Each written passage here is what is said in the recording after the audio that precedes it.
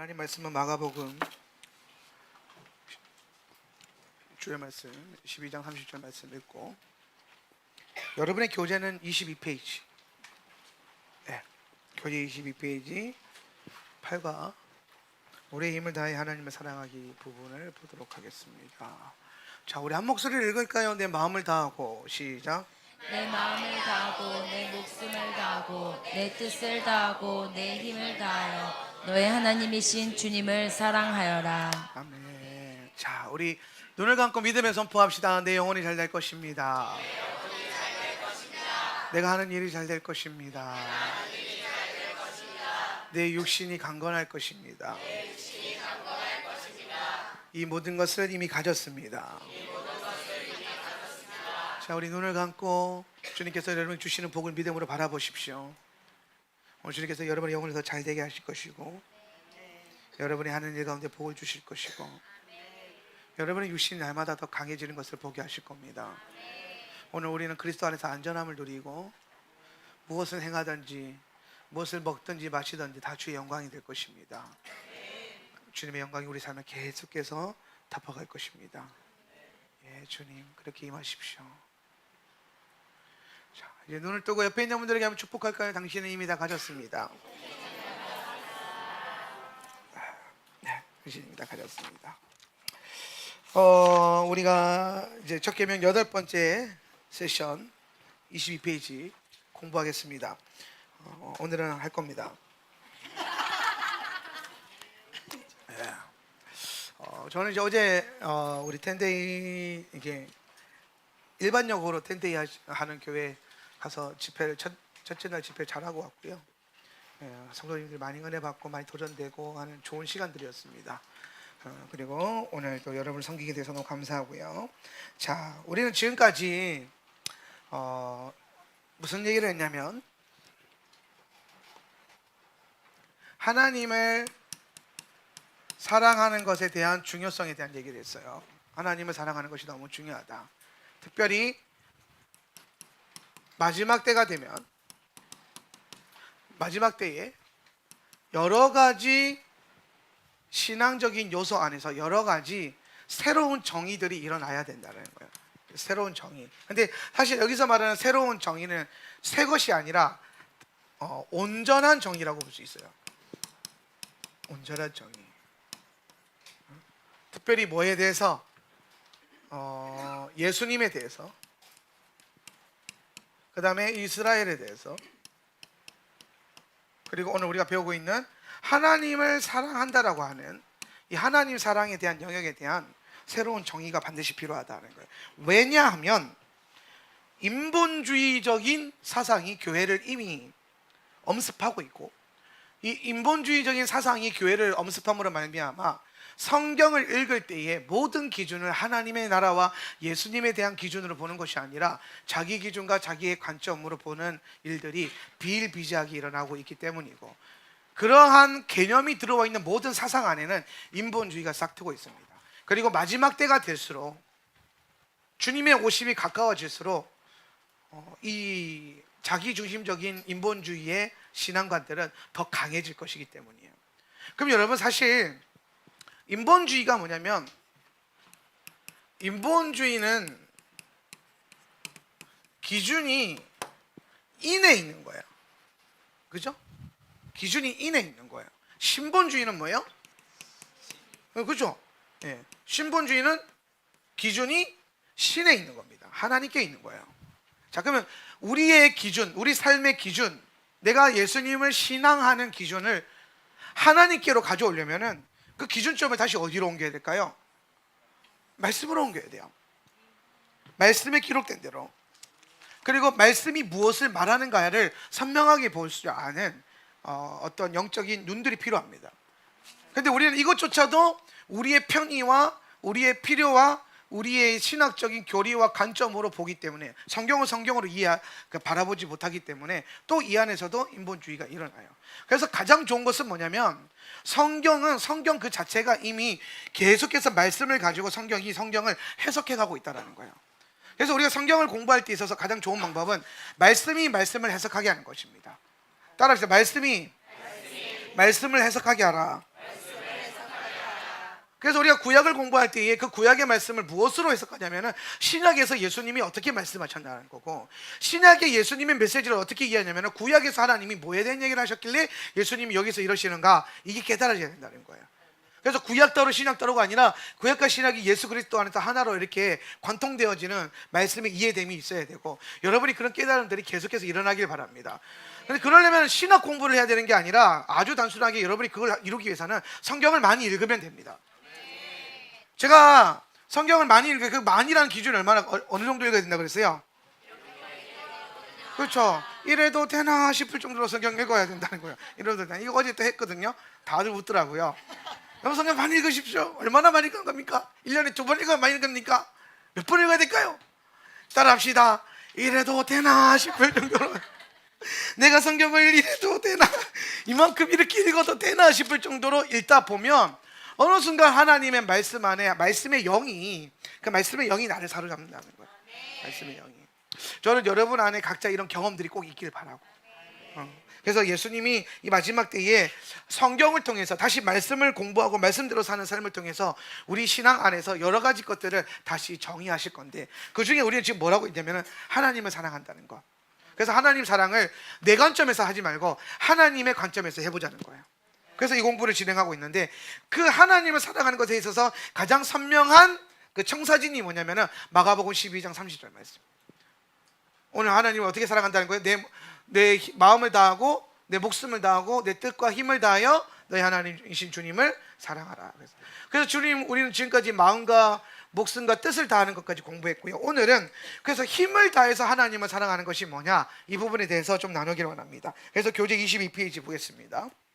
자, 힘을 다해서. 자, 하나님은, 자, 보십시오. 하나님은 우리가 전부를 다해 하나님을 사랑하기를 원하십니다. 믿으십니까?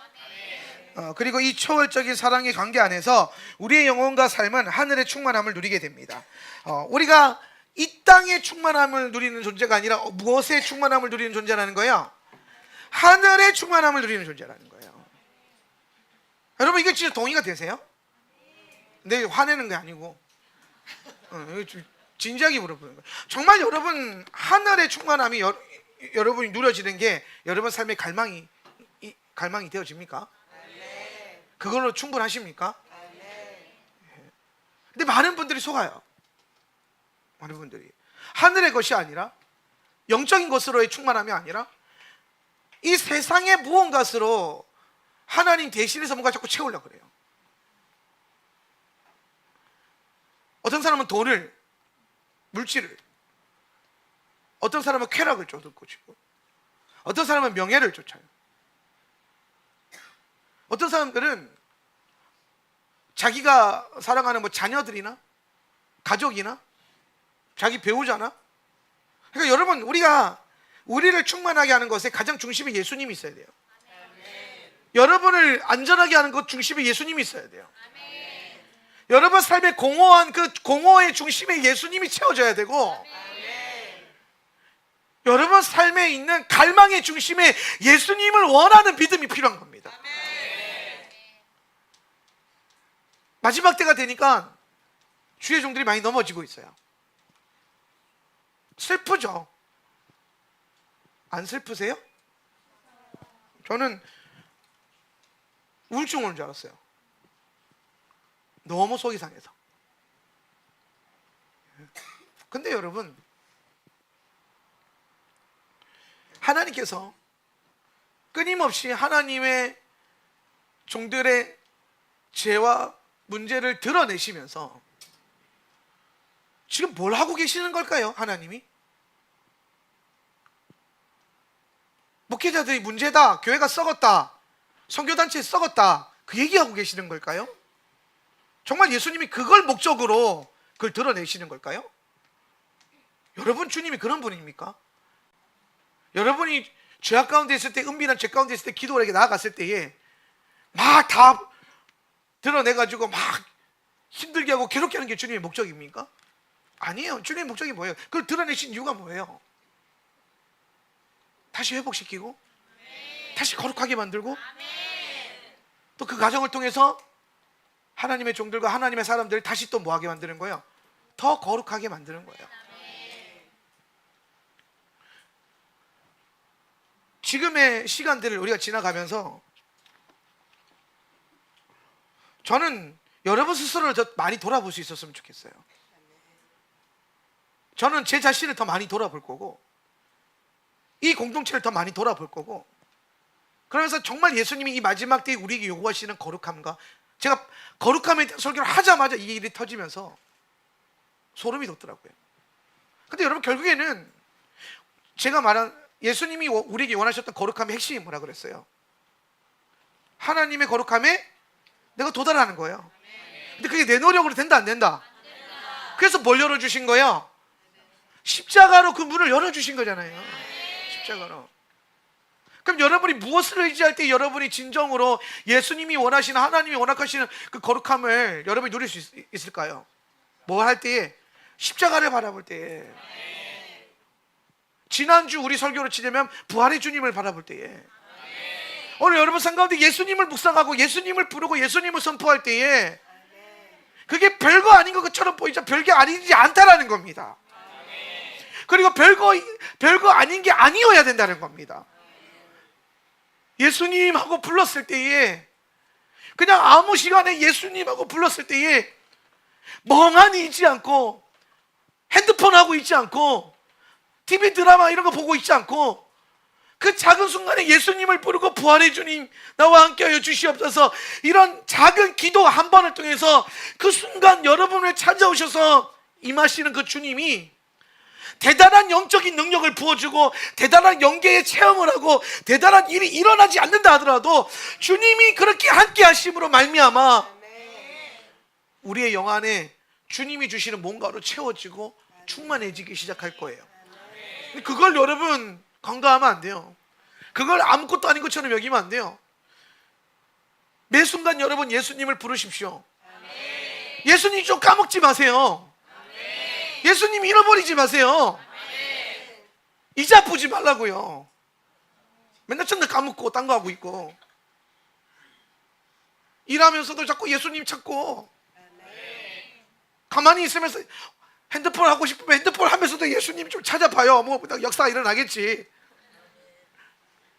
예수님을 놓치면 안 돼요. 그리고 오늘 이 말씀처럼 우리 영혼의 삶이 하늘의 충만을 누리는 것을 갈망하고 그것으로 만족하는 영성을 가져야 됩니다. 근데 이거는 여러분이 결단하면 되는 거예요. 여러분, 우리의 결단이라는 게 얼마나 대단하냐면은 여러분이 기도하고 믿음으로 결단하는 그 순간 영계에서는 실제로 그 일들이 일어나고 있거든요. 그래서 여러분이 나는 땅에 충만한 것으로, 세상의 어떠한 것으로 충만함을 누리지 않겠다, 만족을 누리지 않겠다. 왜? 그건 안 되거든요. 그걸 안 채워지거든요. 제가 재정 설교할 때 그 얘기했잖아요. 사람은 오직 무엇으로만 채울 수 있다고 그랬어요? 얼마 벌면 채워질 것 같아요? 여러분 통장에 얼마 있으면 채워질 것 같아요? 한 100억 있으면 채워질 것 같아요? 없어봐서 잘 모르겠죠? 그게 우리의 현실이에요. 근데 50억 100억 있어도 공허해요. 제가 그 얘기 자주 하는데 좋은 얘기 하니까 한 번 더 할게요. 제가 처음 전도사 월급이 얼마라고요? 그 정도 이제 외워야지. 이 정도 했으면 얼마라고요? 40만 원. 21살 때 처음 전도사한테 월급이 40만 원이었어요. 맨날 교회, 그 전까지는 전도사가 아니라 교사였으니까, 교사는 교회에서 월급 줘요? 안 줘요. 봉사직이니까. 근데 재밌는 건 전도사님보다 일 더 많이 하는 것 같지 않아요? 교사님들이. 아무튼 뭐 그래요. 약간 아이러니해요. 아무튼 근데 선생님, 교회 학교 선생님 할 때는요, 아무것도 뭐 교회에서 뭐 사립이나 이런 거 안 주고 뭐 진짜 막 회식 한 번 해줘도 막, 담임 목사님 밥 한 번 사줘도 막 그런 거 갔잖아요. 장로님이 밥 사준다 그러면 막 그러고 가잖아요. 그런 경험이 없어요? 왜 다들 이렇게 교회 좀 섬기세요. 교회랑 좋다고 딴판으로 놀고 있나 보네. 그런 재미가 있어요. 그래서 그렇게 하다가 21살 때 전도사가 됐는데, 똑같이, 아니 보니까 일하는 거는 교사나 전도사나 뭐 교회에서 매 한 가지예요, 하는 일이. 근데 월말이 됐는데 월급을 주는 거예요. 사례비를 주는 거죠. 40만 원을 주는데 그 40만 원이 얼마나 큰지 제가 처음 아직도 기억한다니까요.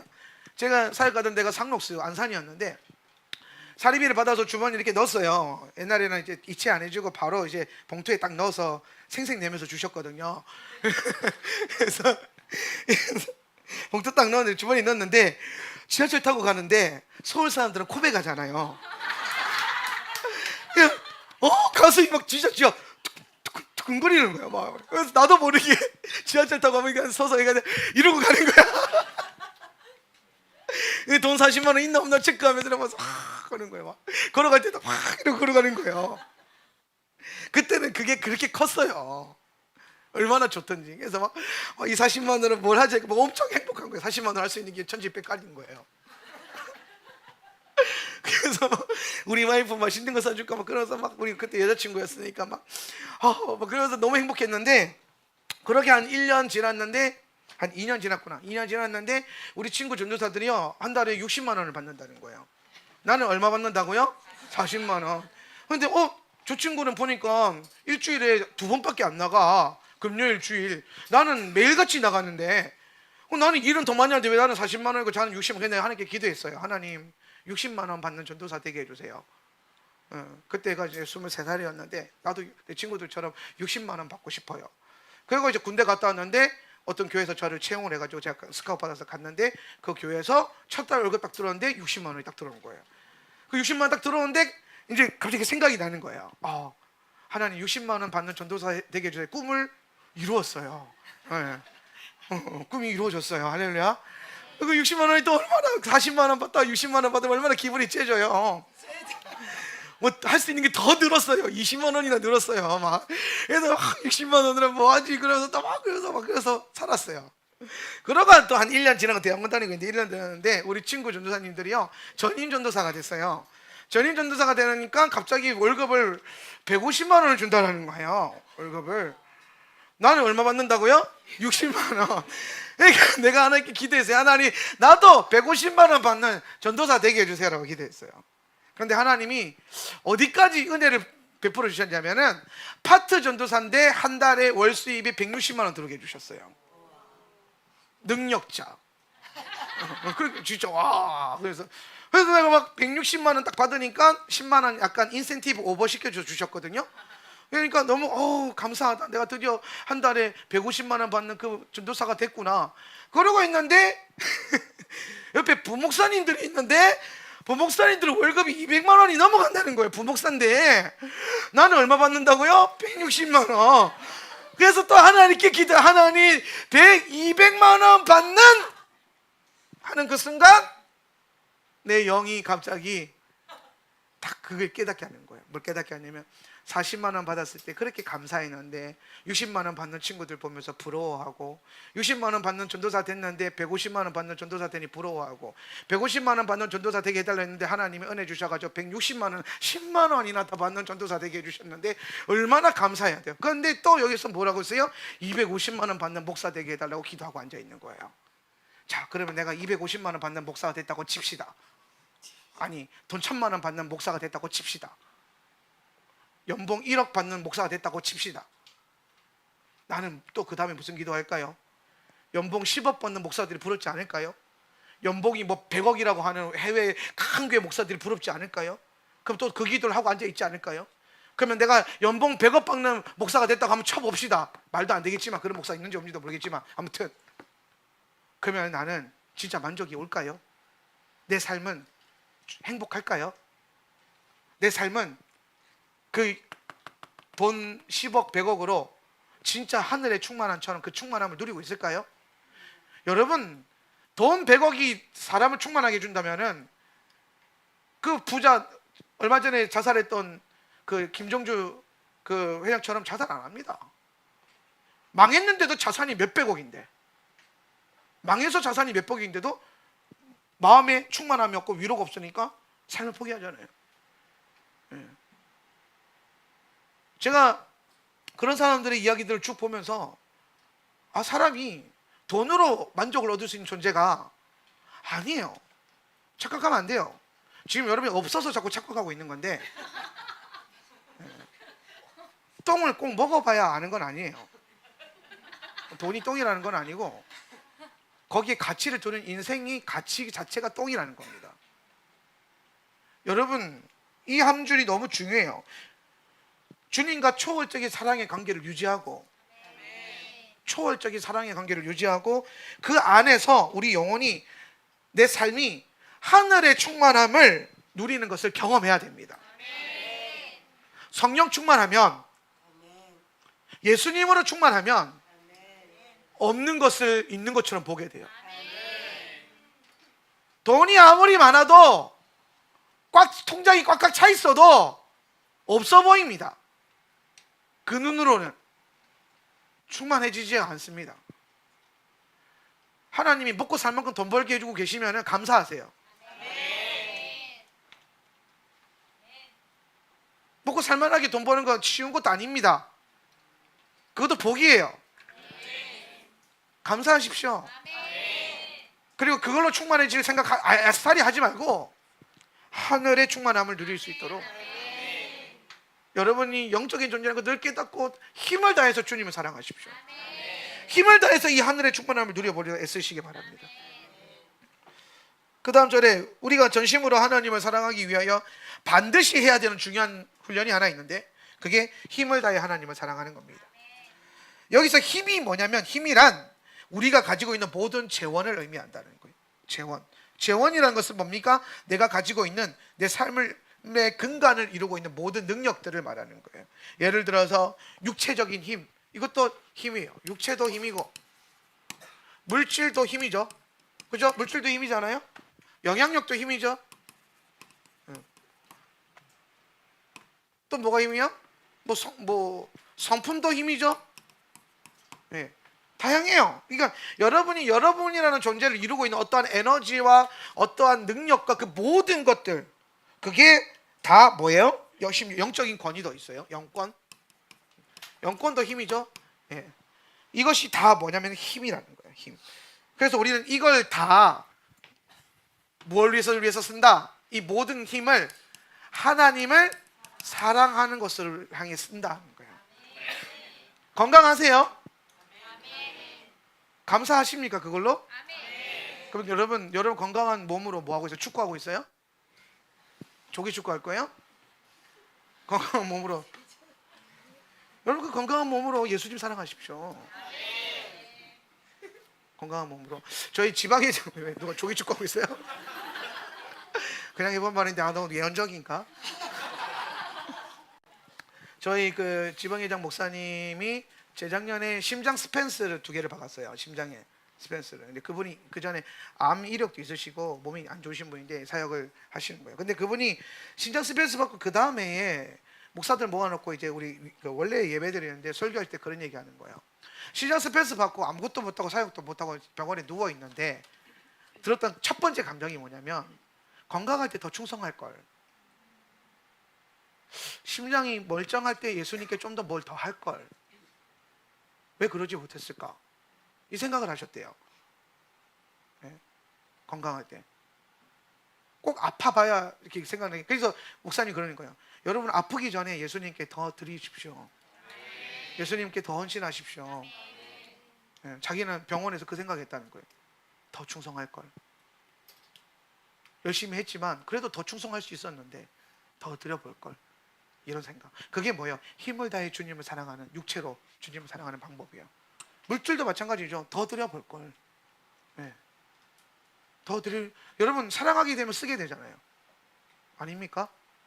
저는 아직도 기억나는 게, 우리 와이프랑 연애할 때인데, 제가 방학 때 우리 그 교회 전도사님이 운영하는 녹차 공장에서, 동서식품 거기서 일을 한 적이 있어요.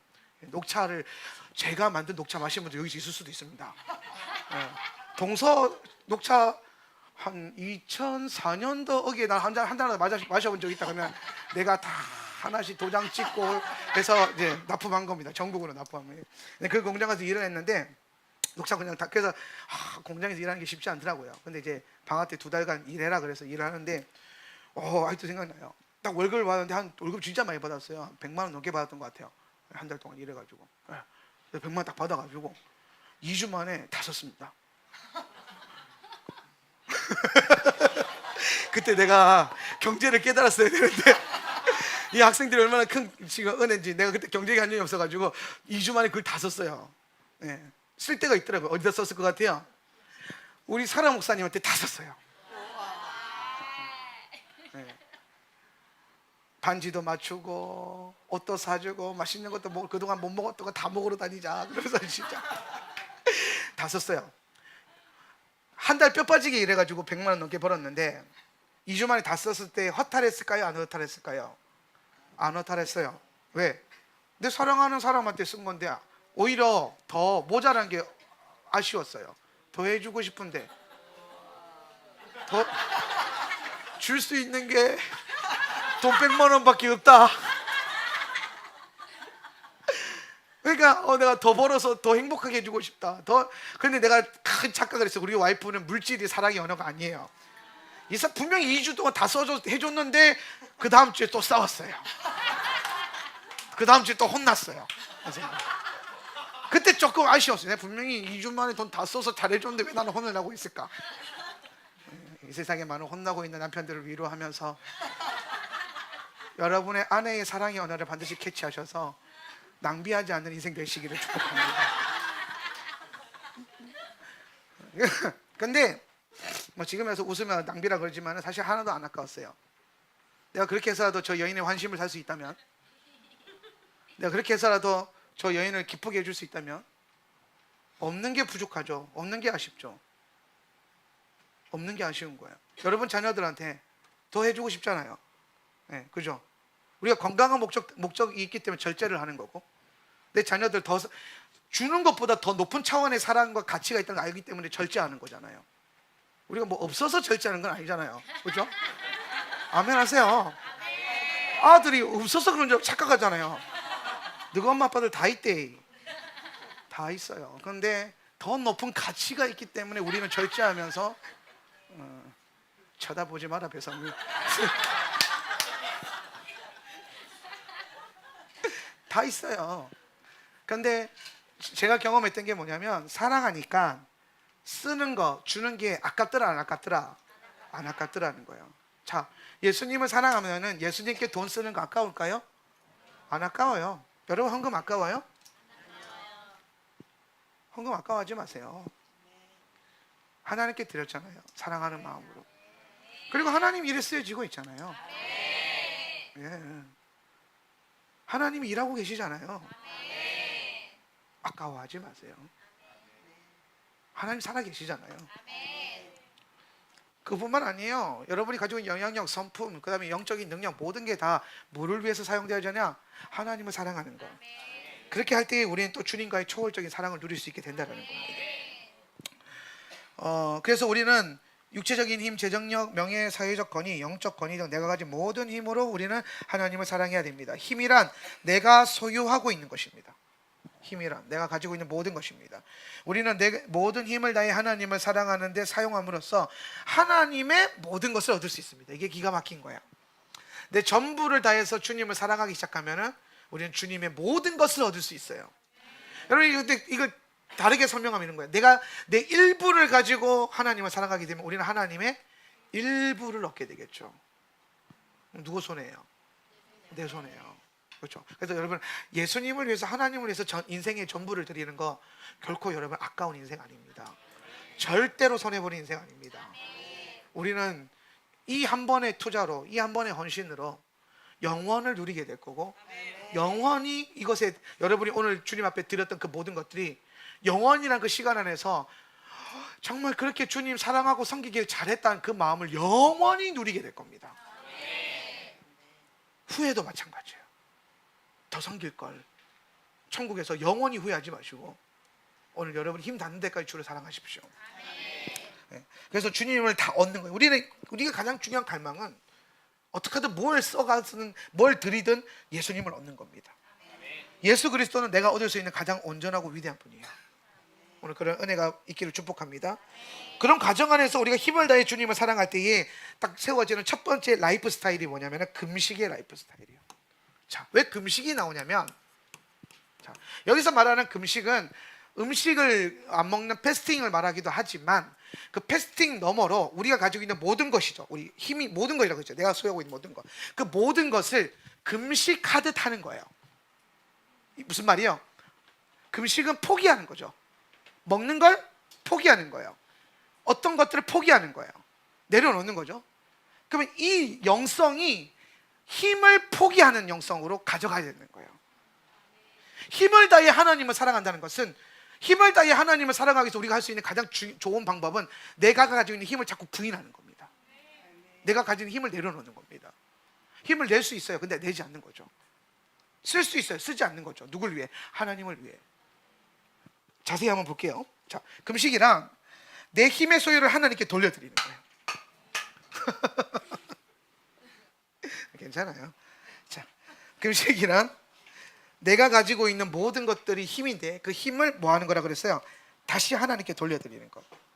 그러니까 여러분, 금식할 때 음식을 안 먹는 거는 단순히 여러분이 음식을 안 먹는 게 아니라 그 음식을 누구한테 돌려드리는 거예요? 예수님께 돌려드리는 겁니다. 시간과 그 모든 그 에너지와 열정을 예수님께 돌려드리는 거예요. 때문에 모든 영역의 금식과 절제는 마지막 때에 하나님께서 우리에게 요구하시는 삶의 방식이다. 그래서 마지막 때는 여러분, 결국에는 더 가지는 인생이 아니라 더 내려놓을 수 있는 걸 훈련해야 돼요. 마지막 때 가장 중요한 훈련은 가지는 훈련이 아니라 포기하는 훈련이에요. 근데 잘 보세요. 포기하려면 있어야 돼요, 없어야 돼요? 있어야 되죠. 그죠? 그래서 우리가 생산적인 것들을 하기는 하는데 생산이 목적이 되질 않는다는 거예요.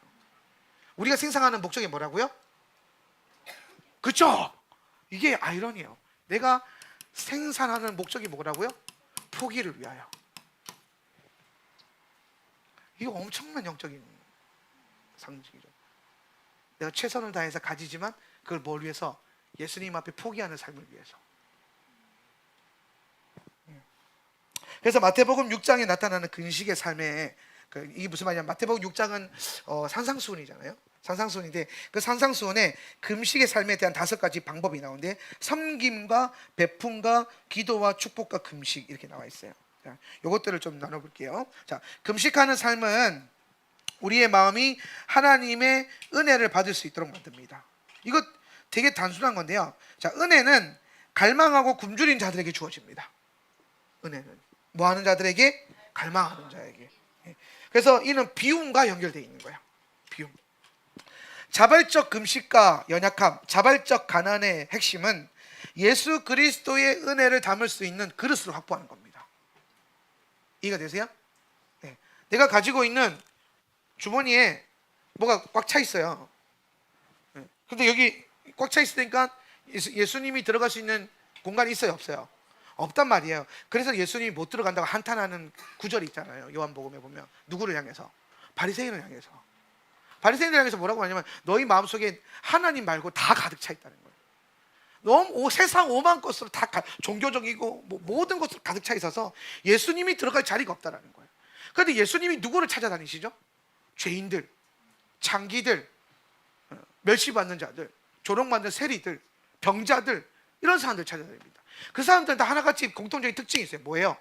가지고 있는 자가 아니라 없는 자들이에요. 결핍이 있는 자들이죠. 결핍이 있는 자들. 그래서 예수님은 모든 것을 다 갖고 있는 바리새인들한테는 갈 수가 없어요. 그런데 예수님은 사람들한테 들어가고 싶은데 누가 내가 들어갈 공간이 있느냐 보니까 다 병자들, 결핍이 있는 자들, 마음에 어려움이 있는 자들, 그런 사람들은 예수님이 들어갈 공간이 많은 거예요. 그래서 죄인과 함께 어울리기 시작하신 거예요, 주님이. 여러분, 우리가 스스로 금식하는 삶이란 우리 스스로 그렇게 되어지는 거예요. 우리 스스로 결핍을 만드는 거죠. 우리 스스로 뭔가로 세상의 어떠한 것으로 충만해지려고 하지 않고 우리 스스로 세상의 뭔가를 채워가지고 예수님 없어도 괜찮은 삶을 만들면 안 된다 이 말입니다. 사상적으로 예수님 원합니다, 사상적으로 예수님이 중요하다, 이 정도가 아니라 실제로 여러분 삶 가운데 예수님이 없으면 안 되는 상황을 만들어야 된다는 겁니다. 근데 우리는 자꾸 어떤 인생을 살아가고 있냐면 예수님이 없어도 되는 인생을 자꾸 만들려고 그래요. 그래서 더 많은 돈을 벌려고 그러고 더 좋은 삶을 살려고 그러고 더 많은 걸 가지려고 그러고 더 많은 걸 누리려고 그래요. 누릴 수 있으나 누리지 않는 걸 선택하는 것이 예수님을 담을 수 있는 방법입니다. 제가 다니엘서 1장을 설교할 때마다 왕의 진미를 거절하는 다니엘, 이거 설교할 때마다 꼭 하는 말이 있어요. 왕의 진미는 다니엘이 누릴 수 있는 거예요, 못 누리는 거예요? 누릴 수 있는 거예요. 누리면 죄 짓는 거예요? 아니었어요. 그냥 누려도 되는 거였어요. 왕의 진미는 다니엘에게 허락되어져 있는 겁니다. 그걸 위해서 애쓰지 않아도 되는, 이미 사실은 왕의 진미는 다니엘에게 그 몫으로 이미 주어져 있는 겁니다. 근데 다니엘이 그 왕의 진미를 어떻게 한 거예요? 포기한 거예요. 금식하는 겁니다. 그리고 뭘 담은 거예요? 거기다가 식판에 다 비워내고, 뭐 고기, 한우, 내가 어제 진짜 맛있는 고기 먹었는데 여러분한테 맛보여드리고 싶어 내가 구해볼게요. 간바지살이라고. 와, 고기에 새로운 지평이 열립니다. 근데 여러분 생각해보세요. 여러분 식판에 하나님이 막 삼겹살, 오겹살, 간바지살, 막 한우, 툭불, 꽃등심 막 채워놨는데 여러분 스스로가 그 다 예수님께 엎어서 나는 안 먹을래요 그러고 상추 몇 장 딱 올려놨어. 뭘 위해서? 예수님을 위해서. 그래서 그러면 상추가 올려져 있는 그 공간 말고 나머지 다 비워져 있을 거 아니에요. 그걸 뭘로 채우겠다는 거예요? 예수님을 향한 사랑으로 채우겠다. 근데 이걸 누가 남이 시킨 거예요? 아니에요. 자기 스스로 한 거예요. 여러분 영성이 여기까지 올라가야 됩니다. 이걸요, 남이 하면은 뭐라고 하냐면 우리가 고난이라고 불러요. 억지로 그런 상황이 되면 그걸 고난이라고 부르거든요. 근데 자발적으로 그렇게 들어가는 걸요, 뭐냐면은 금식이라고 그래요.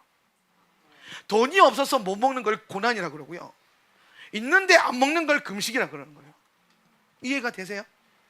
더 벌 수 있는데, 더 많이 부유해질 수 있는데 내가 예수님을 예배하고 기도하는 삶을 살기 위해서 그걸 포기하는 걸 뭐라고 한다고요? 금식이라고 한다고요. 이해가 되세요? 그게 마지막 때에 신부들에게 예수님이 요구하시는 영성이라는 거예요. 그래서 여러분, 저는 지금도 저도 제 자산을 투자하면서 증식시키는 그런 어떤 시스템을 돌리고 있지만은 늘 그걸 볼 때마다 이걸 언제든지 비울 수 있어야 된다는 생각을 늘 해요. 이건 내 것이 아니다. 내가 이것에 이렇게 생산하는 이유가 뭐라고요? 하나님 나라를 위해서 포기하기 위해서. 우리가 더 많이 이 땅에서 하나님이 허락해 주셔서 가질 수 있는 여건이 생기면 그걸 가지는 목적이 뭐라고요? 포기하는 거예요. 더 포기하는 거예요. 주를 위해서. 그렇게 살아도 돼요. 그런데 굳이 안 가져도 되는데 더 가지면 어떻게 됩니까? 썩어지게 되겠죠. 그래서 저는 저와 여러분이 마지막 때에 은혜를 담고 예수님을 담기 위해서 자꾸 비워내는 어떤 훈련들을 여러분 각자의 삶 속에서 했으면 좋겠어요. 근데 여러분, 이거는요, 여러분이 기준을 가지고 남을 또 판단할 수 있는 기준이 될 수가 없어요. 왜? 삶이 다 다르니까. 삶의 방식이 다르고 라이프 스타일이 다르고 또 우리는 가지고 있는 소득도 다 달라요. 소유하고 있는 그것도 달라요. 지평수 똑같은 사람들이 잘 없잖아요. 다 다르잖아요. 그러면 지평수 뭐 30평 이상은 만몬이고 뭐 30평 이하는 거룩한 거예요? 그걸 누가 그걸 여러분이 정하는 거죠. 그렇게 정하면 안 돼요. 하나님이 여러분에게 뭐 30평짜리 집을 줬던 50평짜리 집을 줬던 혹여나 100평짜리 집을 줬으면 교회합시다. 100평에서 뭐예요? 교회합시다. 아무튼 줬다면 큰 집에 산다고 문제가 되는 게 아니라 그 큰 집에 사는 사람들이 예수님을 위해서 얼마나 내려놓고 있느냐, 이게 중요한 거예요. 부자가 죄인이라는 게 아니고요, 부자가 마지막 때에 신부의 영성을 못 간다, 이게 말이 아니고요, 각자가 가지고 있는 그 영역에서 그 생산 속에서 각자가 얼마나 포기할 수 있느냐, 이 얘기를 하고 있는 거예요. 예수님을 위해서. 그러니까 부자의 한 달란트는요, 부자에게는 별거 아니었어요. 그죠? 별거 아니었어요. 그거 지갑 열어서 그냥 우리가 뭐 주일마다 10,000원씩 헌금하는 그런 느낌을 헌금했을지도 몰라요. 그거보다 좀 세려나? 근데 예수님이 기억하셨던 건 어떤 헌금이었어요? 과부의 두 렛돈이죠. 우리 돈을 치면 한 200원 이런 거예요. 2,000원, 200원 넘으면 2,000원, 2,000원까지 너무 세고 한 500원? 근데 그게 남들이 보기에 사람들이 수근거리겠죠. 아니 어른인데 500원을? 어른인데 동전을? 그 헌금함이었잖아요. 나무로 된 함. 그 여인이 두 랩돈 동전을 넣었을 때 소리가 났을까요? 안 났을까요? 났겠죠. 쨍그랑. 근데 예수님은 뭐라고 합니까? 그 동전을 보시고서 이게 가장 크다. 왜? 각자의 분량 안에서 저 한 달란트 낸 저 부자는 엄청 많은데 한 달란트밖에 안 내네? 예수님 보시기에 이거예요. 근데 이 두 랩돈을 냈던 여인은 가진 게 두 랩돈밖에 없는데 예수님을 사랑하니까 다 드리는 거예요. 그리고 다 비워냈잖아요. 그리고 거기에 뭘 채우는 거예요? 예수님을 채워버리는 거예요. 그 영성이에요. 이게 여러분 각자의 삶 속에서 여러분은 얼마나 주님 앞에 비워내고 있는가, 포기하고 있는가를 자꾸 검증을 해봐야 돼요. 이거는 여러분 헌금에 대한 얘기만은 아니에요. 예화가 헌금인 거지. 여러분 예수님이 받으시는 건요, 교회에 내는 헌금도 받으시지만 여러분 가난하고 힘들고 혹은 여러분 옆에 있는 이웃들에게 행한 그 모든 것들이 주님이 받으시죠. 작은 자에게 물 한 그릇 대접한 것도 주님이 받으셨다 그러잖아요. 여러분 옆에 있는 김지사한테 밥 한 그릇 사준 거는요, 김지사를 사준 게 아니라 누구를 사준 거라고요? 예수님께 대접한 거예요. 예수님이 받으시는 겁니다. 여기 통로가 준비되어 있어요. 여러분이 사주는 밥은 목사님 수고하십니다. 밥 사주는 게 아닙니다. 예수님을 사주는 거예요.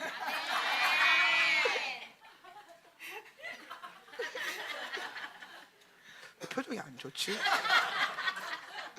아직 마음이 덜 겸손한 것 같은데. 저도 마찬가지예요. 제가 목회하면서 다니면서 이렇게 손님 대접을 저는 많이 하려고 하거든요. 저는 제가 목회자들 모임 가면 제가 거기다 사려고 해요. 많이 사요. 돈이 많아서가 아니에요. 왜? 그렇게 함으로써 내가 예수님을 대접하는 그 어떤 감동이 있는 거예요. 그렇게 되면 저는 우리 재정이 줄어들고 내 재정이 줄어들겠죠. 근데 괜찮아요. 줄어드는 만큼 뭘 채울 수 있어요? 예수님을 채울 수 있는 거예요. 성경의 원리가 지금 그렇잖아요. 그러니까 예수님을 사랑하는 영성은 가지는 영성이 아니라 예수님을 위해서 포기하는 영성이에요. 마지막 때는 더 할 겁니다. 그러면 반대로 세상은 마지막 때가 될수록 뭐를 자꾸 자극할까요? 포기가 아니라 뭘 자극할까요? 소유. 가져야 된다. 예수님을 위해서 가져라. 예수님을 위해서 더 부자가 되라. 솔직히 말해서 예수님을 위해서 부자 된 사람 어디 있어요? 다 자기 자신을 위해서지. 하다 보니까 예수님께 더 많이 드리게 됐던 거지. 여러분 스스로를 자꾸 속이려고 하면 안 돼요. 여러분 자신이 자꾸 왜 모든 순간에 자꾸 예수님을 불러야 되냐면 안 속으려고. 왜? 나도 나를 속여요. 우리 와이프가 저한테 제일 많이 하는 얘기가 뭐냐면은 너 그런 놈 아니야? 이러면 얘기 진짜 많이 하거든요. 막 화가 나요. 처음에는 막 싸우자는 건가? 나보고 그런 사람이 아니래요. 너 그렇게 설교하면서 네가 그렇게 살고 있는 것처럼 보이지만은 너 아직 멀었어. 정신 차려. 막 그래서 너 아직 그 정도 아니야.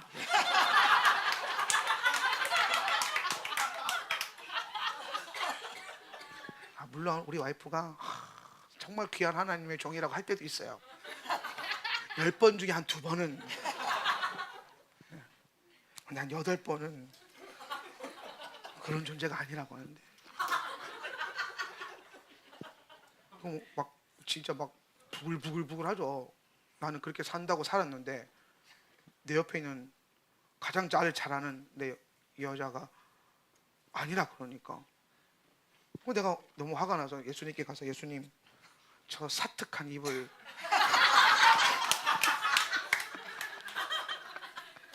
지금 저 여인의 저 뱀의 혀를 저거 내 마음이 너무 상합니다. 그러면서 하면은 예수님은 항상 그때마다 10번 중에 9번은 이렇게 말합니다. 너 그런 놈 아니야. 이건 우리 와이프가 더 예수님께 가까이 가 있는 것 같아요. 내가 가끔 그런 생각해요. 내가 우리 와이프 시키는 대로 잘하면은 목회 잘할 수 있겠다. 왜냐면 내가 그렇게 설교하고 내가 그렇게 말씀을 가르쳐 나도 그렇게 노력을 해요. 노력을 하니까 그런 줄 착각을 하는 거예요. 관심 없었으면은 늘 찔렸겠죠. 불편하고. 저 그렇게 살아야 되는데 안 되네. 근데 열심히 살고 있는데 아니라 하니까 더 열받는 거예요. 근데 하나님의 기준이 있는 거예요. 우리 와이프가 보는 하나님의 영광스러움이 이 정도 수준은 아니라는 거예요. 너는 더 할 수 있다라는 거예요.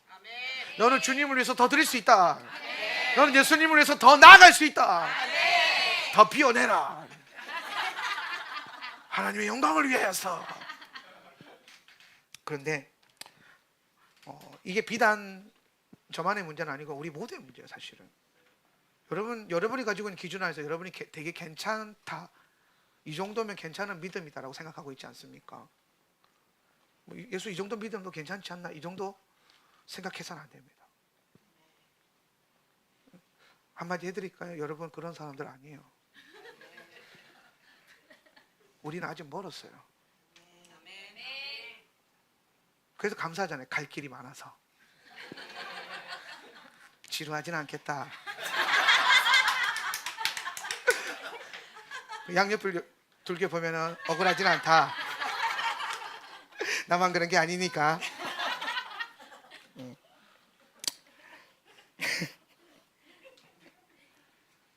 그래서 자 다시 볼게요. 자발적 금식과 연약한 자발적 간함의 핵심은 예수 그리스도의 은혜를 담을 수 있는 그릇을 확보하는 것에 있고, 우리는 가지고 있는 힘을 나를 위해 쓰지 않고 주를 위해 비워내는 훈련이 필요하다. 보통 우리는 힘을 우리의 평안, 나의 평안, 만족 혹은 나의 명예를 위해서 사용해요. 내가 가지고 있는 힘을 나를 위해서 쓴다 이 말입니다. 아닌 사람 잘 없습니다. 그런데 우리는 이 힘을 하나님께 드림으로써 우리의 사랑을 표현할 수 있는 거예요. 그러니까 이런 거예요. 생산이라고 하는 거는 내가 갖기 위해서 생산하는 거잖아요. 그런데 생산하고 추수하고 여기서 이제 중요한 거예요. 추수하고 가졌는데 그 다음에 이거를 예수님께 드릴 수 있느냐 없느냐, 이게 더 중요한 거예요. 그래서 아마 여러분 인생에서, 우리 삶 속에서 하나님은 계속 이걸 테스트할지도 몰라요. 뭔가를 주시고 어떻게 하나 보실 거예요. 뭔가를 이루어주시고 어떻게 반응하나 보실 거예요. 뭔가를 부어주시고 그걸 가지고 여러분이 그걸 어떻게 쓰느냐를 볼 거예요.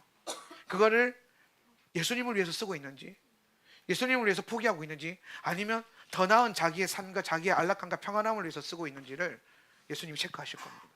그걸 계속 여러분이 더 나은 존재가 될 수 있도록 주님은 계속해서 이끌어 가실 거예요. 선하게. 근데 우리가 이 지혜를 안다면 우리가 뭔가를 하나님 통해서 받았을 때 뭘 해야 될지를 알게 되는 거죠. 이 과정에서 우리는 자발적 연약함의 단계에 이르게 됩니다. 이게 좀 중요해요. 자발적 연약함의 단계. 이걸 좀 밑줄 그어 놓으세요. 자발적 연약함의 단계. 우리가 이런 삶을 살아감으로써 우리 스스로가 우리를 강하게 만드는 것이 아니라 약하게 만드는 거예요. 여기서 말하는 약함은 영적인 약함이 아니라 세상적인 육체적인 것에서부터의 약함이에요. 그래서 사도 바울은 자발적 연약함을 끌어안는 삶이 오히려 하나님의 능력을 얻는 길이라는 것을 깨달았어요. 말씀 한번 볼 거예요. 그러나 하나님께서, 시작. 그러나 하나님께서 세상의 미련한 것들을 택하사 지혜 있는 자들을 부끄럽게 하려 하시고 세상의 약한 것들을 택하사 강한 것들을 부끄럽게 하려 하시며, 하나님께서 세상의 천한 것들과 멸시받는 것들과 없는 것들을 택하사 있는 것들을 패하려 하시나니, 이는 아무 육체도 하나님 앞에서 자랑하지 못하게 하려 하심이라. 아멘. 오늘 이 말씀이 여러분에게 위로가 되는 분들이 있다면은 좋은 길을 가고 있는 것이고, 이 말씀이 여러분에게 좀 불편하다면은 돌이켜 보시기를 좀 축복합니다. 예수님이 사도 바울이 뭐라고 말하고 있냐면은, 예수님은 누구를 선택하는가? 예수님은 누구에게 능력을 부어 주시는가? 뭐라고 되어 있어요? 천한 것들과 멸시받는 것들과 없는 것들을 택하셔서 있는 것들을 패하려 하신다. 그렇죠? 그럼 여러분, 우리가 스스로가 있는 존재가 되지 않고 스스로가 자발적으로 없는 존재를 지향한다면 예수님은 우리에게 어떤 일을 하시겠습니까? 없는 나를 택하셔서 있는 것들을 부끄럽게 하시겠죠. 없는 나에게 오셔서 그 없는 영역에다가 뭘 담아 주실까요? 주님의 능력을 부어 주시겠죠. 하나님의 능력을 부어 주시겠죠.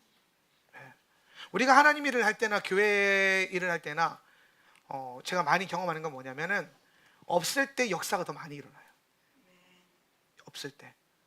있으면 오히려 덜 일어나요, 확실히. 그래서 우리는 스스로가 우리 삶에 있는 그 결핍과 연약함을 자꾸 막 채우려고 할 필요가 없어요. 오히려 그것을 예수님으로 채울 수 있는 공간으로 우리가 볼 수 있는 영적인 안목이 필요한 거예요. 자, 그 다음에 10원에서 재정을 드리는 삶에 대한 부분들을 좀 나눌 건데, 자, 재정을 드림에 있어 가장 중요한 영역을 두 가지로 나눈다면 하나님께 드리는 것과 이웃을 위해서 흘려보내는 것입니다. 돈은 재정적으로 그리고 사회적으로 아주 중요하죠. 그리고 하나님 나라를 세우는 데 있어서 재정을 풀어놓는으로써 우리는 재정적인 힘을 금식하게 되면서 우리의 기반이 자발적으로 약해집니다. 그러나 성경은 우리가 이 자발적 연약한 단계로 나아갈 때에 하나님께서 배가의 축복을 주시는 것을 발견한다. 때문에 예수님은 우리가 돈을 사용하고 모으되 하늘의 보화를 쌓기를 위해 사용할 것을 가르친다는 거예요. 이거 이해되시죠? 넘어가면 말씀 하나 있는데요. 마태복음 6장 19절 24절인데요. 너희를 위하여, 시작. 너희를 위하여 보물을 땅에 쌓아두지 말라. 거기는 좀과 동록이 해하며 도둑이 구멍을 뚫고 도둑질하느니라. 오직 너희를 위하여 보물을 하늘에 쌓아두라. 거기는 좀이나 동록이 해하지 못하며 도둑이 구멍을 뚫지도 못하고 도둑질도 못하느니라. 내 보물이 있는 그곳에는 내 마음도 있느니라. 눈은 몸의 등불이니 그러므로 내 눈이 성하면 온몸이 밝을 것이요 눈이 나쁘면 온몸이 어두울 것이니 그러므로 내게 있는 빛이 어두우면 그 어둠이 얼마나 더하겠느냐. 한 사람이 두 주인을 섬기지 못할 것이니 혹 이를 미워하는 혹 이를 중히 여기고 저를 경히 여김이라. 너희가 하나님과 재물을 겸하여 섬기지 못하느니라. 아멘. 자, 우리가 앞전에 나왔던 분량과 이 부분을 연결해서 조금 보면 우리가 그동안에 재정 강의를 이런 식으로 많이 들었어요. 뭐냐면 예를 들어서 하나님께 내 물질을 드리면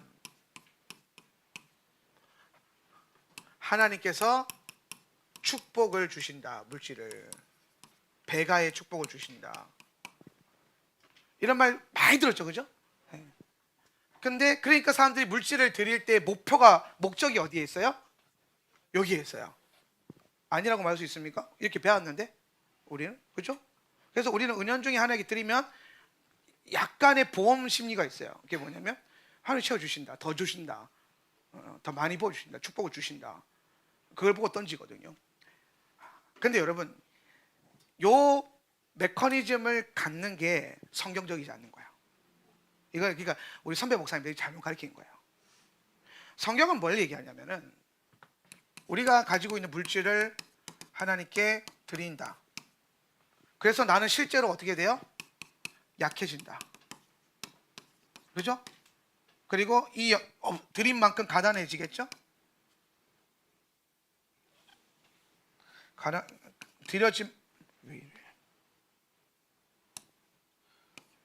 드려진 만큼 가난해지겠죠. 근데 이 삶을 뭘 위해서? 다니엘처럼 예수님을 위해서 지향하는 겁니다. 이해가 되시죠? 그랬더니 주님이 이 마음을 보시고 이 빈자리에 배가의 복을 넣어주시는 것을 발견하게 되더라는 거예요. 우리가 요 메커니즘으로 주로 많이 등장하는 인물이 욥이에요. 결국에는 배가 축복을 받았잖아요, 그죠? 자식 죽고 돈 다 날리고 건강 날리고 와이프 막 저주하고, 근데 결국에 또 어떻게 됐어요? 자식이 더 많아졌고 돈도 더 많아졌고 잘 됐더라. 그럼 여러분, 욥이 오늘 이 배가 축복이라고 하는 이 삶으로 나아가기 위해서 그 고난을 받아들였어요? 아니요, 그냥 하나님의 섭리를 받아들였어요. 욥은 이거 생각하지 않았어요. 그죠? 이거는 하나님이 일하신 결과예요. 성경적인 원리죠. 욥은 그냥 하나님 앞에서 죄를 안 지으려고 애를 썼고, 하나님을 더 알기 위해서 애를 썼고, 그 과정 가운데서 하나님은 욥의 쓴뿌리를 드러내셨고, 여러 가지 과정들이 있거든요. 그래서 욥을 더 하나님은 온전케 하셨고, 욥은 그 없는 과정 가운데서 더 온전한 사람이 됐어요. 욥이 그 없는 가운데서, 약하고 가난한 가운데서 하나님 앞에서 이게 온전함의 단계에 이르니까 주님이 온전한 자를 어떻게 하시는 거예요? 축복하시는 거예요. 그래서 잘 된 겁니다. 그런데 우리는 뭘 빼먹어 버리냐면, 드려, 복받아, 중간이 없어. 중간이. 그러니까 중간이 없으니까 모든 성도님들의 헌금관과 재정관이 다 삐딱해지기 시작하는 거예요. 이게 무슨 거의 뭐 코인 수준이에요. 11조든 뭐든 하면은 주신다고 성경에 기록되어 있다고 막 찾아 들이밀면서 막 된다, 그렇게. 그런 원리가 아니라는 겁니다. 우리가 왜 드리냐는 거예요. 두 배 수익 내려고 드리는 겁니까? 아니라니까요. 그렇게 드리면 안 돼요. 우리가 왜 우리의 재정이 있는 재정을 하나님 나라에서, 예수님에서 하나님 나라에서 드렸습니까? 왜 드렸습니까? 하나님 나라를 위해서. 내가 이거 가지고 내가 갖고 싶은 거 가질 수 있고, 내가 먹고 싶은 거 먹을 수 있는데, 그거 포기하고, 이 금식이라 그랬잖아요. 그거 포기하고 예수님을 사랑하니까 예수님에서 드린 거예요. 그래서 막 갑자기 들었는데 막 뽀로로로로 해서 채워졌어요? 아니요, 그냥 없어요. 없죠. 지금 다 없어 보이던데. 나도 그렇거든요. 근데 없는 가운데 여전히 막 마치 언젠가 오른다 그러면서 기다리고 있어요? 정신 차리세요. 헌금은 그런 게 아닙니다. 그냥 우리는 이 삶을 선택한 거예요. 왜? 더 나은 가치와 하나님 나라와 주님을 사랑하는 것 때문에. 제가 우리 와이프한테 돈 번 거 다 쓰면서 저 여자가 다음에는 지가 돈 벌어서 나한테 더 좋은 거 사주겠지라고 생각했을까요? 그런 적 없어요. 우리 와이프는요, 그 이후로도 공부만 했어요. 대학원 다녔어요. 심지어 제가 군대 갔을 때 휴가 나와서 용돈 주고 갔어요. 군대에서 나라 지키느라고 한 달에 받는 그 월급 10만 원, 20만 원 모아가지고 휴가 나와가지고 맛있는 거 사주고 들어가면서 봉투에다가 20만 원 용돈 딱 챙겨가지고 주고 가고. 그러면서 내가 제대하면 네가 돈 벌어서 내가 20만 원씩 넣으면 나한테 40만 원 줘야 돼. 이런 목적으로 그렇게 우리 와이프한테 줬어요, 그 재정을? 아니요. 사랑하니까 주면 없는 거 알지만 이렇게 버는 거 힘들었는데 사랑하니까 저는 주는 거예요. 근데 그렇게 내가 사랑해서 내 와이프한테 내가 가진 모든 걸 다 줬더니 내가 뭘 가졌어요? 저 와이프를 가졌잖아요. 저 여인을 가졌잖아요. 손해보는 장사예요? 왜 웃지? 응? 난 되게 남는 장사 한다고 생각하는데. 근데 그게 목적을 위해서 한 게 아니에요. 그냥 나도 모르게 그렇게 헌신하면서 살아가면서 줬더니 저 여인이 내게 왔어요. 주어졌어요. 그 얘기를 하는 거라고요.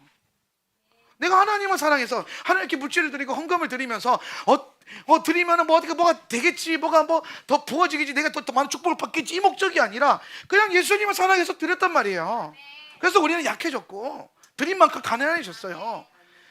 그런데 그러면서 우리가 이 삶을 예수님을 위해서 지향했더니 예수님이 그 마음 자세를 온전하게 보셔가지고 그 빈 곳에 주님의 것으로 채우기 시작했는데, 주님이 영으로만 채워주는 게 아니라 물질로도 채워주시더라는 거예요. 그래서 갑자기 부유해졌는데, 자, 그러면 이 메커니즘으로 부유해진 이 사람은 이 많은 부를 또 뭘 위해 쓸까요? 또 포기하려고 하겠죠. 그죠? 또 포기하는 삶을 살겠죠. 그러면 또다시 자발적으로 약해지겠죠. 그러면 또 이 삶을 또 지향하다 보면 약해지겠죠. 그럼 하나님이 또 이걸 또 온전하게 보시고 또 부어주시겠죠. 더 부유해지겠죠. 그럼 이 메꿔짐을 사는 이 사람은 또 더 부유해졌는데, 더 부유해지고 또 뭘 할까요? 또 포기하겠죠. 이걸 배워야 된다는 거예요. 이걸 배워야 돼. 그래서 어느 순간 내 삶의 질이, 내 라이프 스타일이 예수님을 그냥 사랑하고만 있었는데 점점 나는 계속 더 부유해져. 그런데 나를 위해서 부유해지고 싶진 않아. 왜? 점점 나는 포기하고 있으니까. 근데 포기하는데 계속 들어와. 난 포기하고 예수님을 사랑해서 또 포기하고 있는데 계속 뭔가 예수님이 더 부어져. 이게 여러분 가장 온전하고 아름다운 주님의 계획입니다. 비워내는 삶, 금식하는 삶. 여러분이 예수님을 위해서 음식 먹는 걸 어느 정도 포기해 보세요. 여러분의 얼굴과 여러분의 몸매에서 예수님의 형상이 드러나기 시작할 겁니다. 뭔가 달라질 거예요. 근데 여러분, 저는 그런 생각을 해요. 제가 저는 여러분 다이어트를 하고 있는 게 아닙니다. 오해하지 마세요. 사람들이 자꾸 나한테 다이어트 하고 있다고 하는데, 저는 우리 와이프한테도 계속 말하잖아요. 나는 살 빼는 데 목적이 없어요. 예. 저는 저를 예쁘다고 생각해요. 왜요?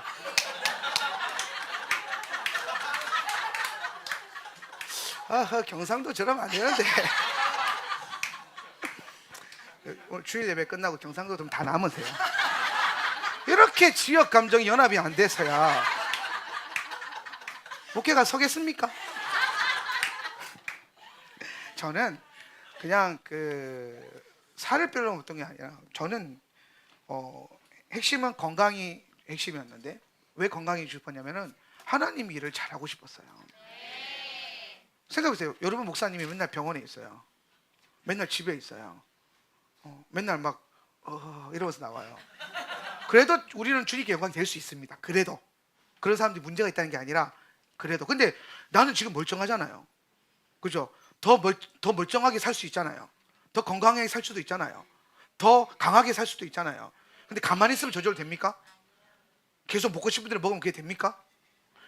살이 찌고 안 찌고가 중요한 게 아니라 내가 예수님을 사랑하는 데 있어서 그게 자꾸 불편해지는 거예요. 그래서 어느 순간 마음을 먹은 거예요. 나 주의 영광을 위해서 내 삶의 달콤한 걸 포기하자. 내 인생 최초로 지금 한 달째 콜라 안 먹고 있어요. 40평생 하루에 1캔 하든지 적어도 2, 3일에 1캔 하는 삶을 살았는데, 한 달 동안 마치 내가 이전에 콜라를 마셔본 적도 없는 것 같은 느낌으로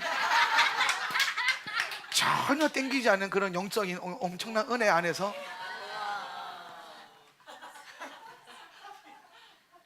우리 학생들이요, 내 생일 선물로 맨날 콜라 사다 주고 그랬거든요. 코카콜라에다가 막 목사님 사랑해요 포스트잇 붙여놓고 딱 올려놓고 그냥 포스트잇 딱 버리고 콜라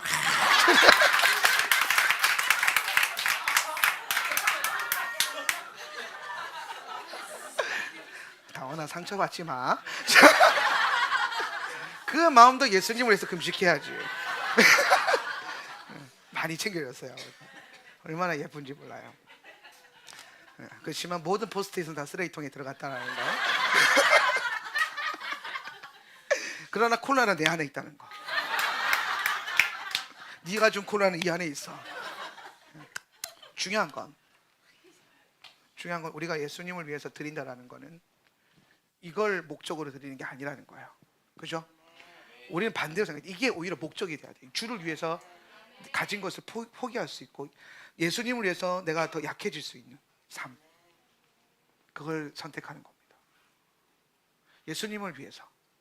그러다 보니까 주님이 그걸 온전하게 보시고 복을 주시는 거예요. 그래서 결국 우리도 여기 도달하게 될 거예요. 여러분은 여기까지 올 거예요. 근데 절대로 이거를 몰라서는 안 돼요. 이걸 알아야 여러분이 나중에 부요해졌을 때에 여러분이 다시 이 부요함을 1위로 보내지 않고 다시 1위로 보내겠죠. 그리고 또 이렇게 되겠죠. 그리고 또 이렇게 되겠죠. 선순환이 일어나야 돼요, 인생에서.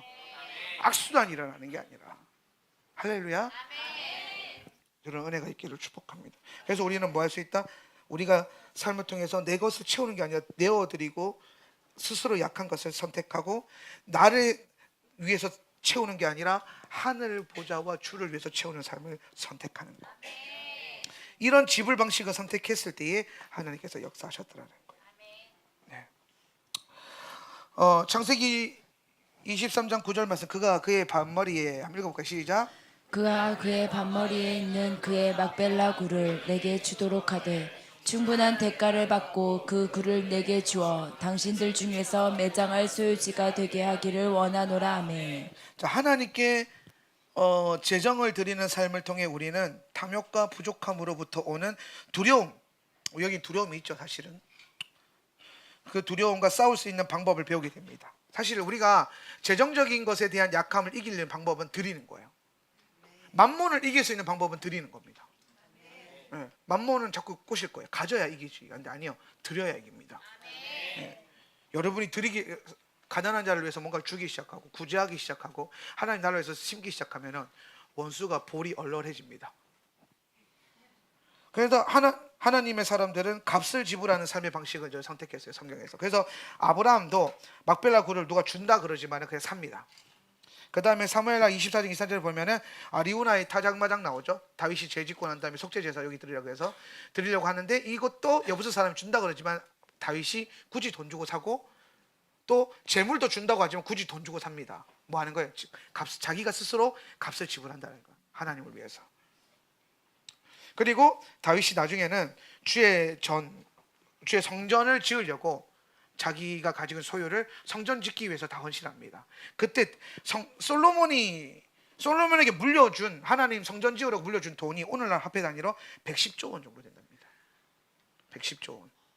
그러니까 엄청난 헌신을 한 거죠. 그러니까 제가 봤을 때 이건 다윗이 자기 거 다 드린 겁니다.